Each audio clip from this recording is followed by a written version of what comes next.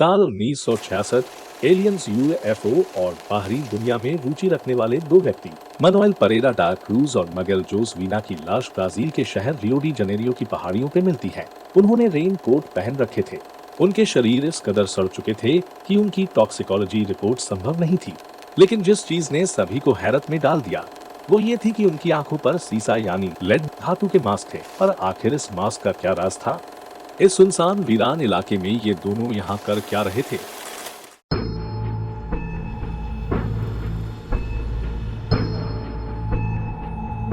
Police के अनुसार जब वो इन डेड बॉडीज के पास पहुंचे तो दोनों ने रेन कोट पहन रखे थे और दोनों के ही चेहरे पर लेड धातु के बने हुए मास्क उनकी आंखों पर थे। उनके बगल में कुछ खाली बोतलें, भीगे तौलिए और थोड़ा कैश पड़ा था। लेकिन जो सबसे अजीब चीज थी उनमें से एक की जेब में पड़ा नोट जिसमें लिखा था रविवार एक कैप्सूल दोपहर के खाने के बाद, बुधवार एक कैप्सूल सोने के वक्त 4:30 बजे निश्चित जगह पर मिलना, 6:30 बजे कैप्सूल निकलना, प्रभाव के बाद धातु की रक्षा करें, मास्क सिग्नल की प्रतीक्षा करें। आखिर ये नोट में क्या लिखा था ये किसी के समझ में नहीं आया।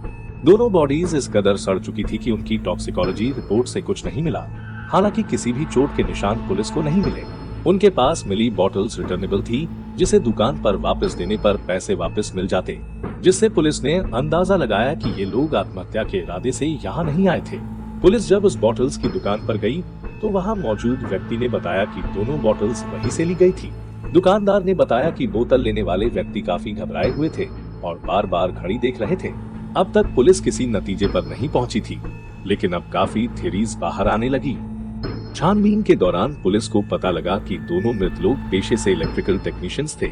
उनके जानकार और दोस्तों ने बताया कि दोनों ही यूएफओ और एलियंस में रुचि रखते थे और दोनों ने ही ऐसे इलेक्ट्रिकल डिवाइसेस बनाए थे जिससे वो एलियन से संपर्क करने का दावा करते थे।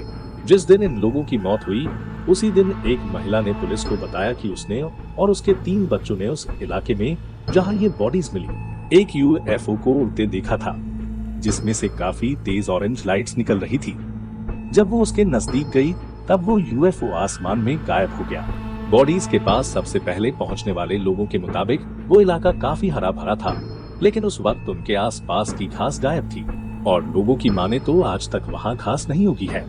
उनकी त्वचा लाल पड़ चुकी थी, साथ ही ऐसा लग रहा था कि वो जल भी चुकी है।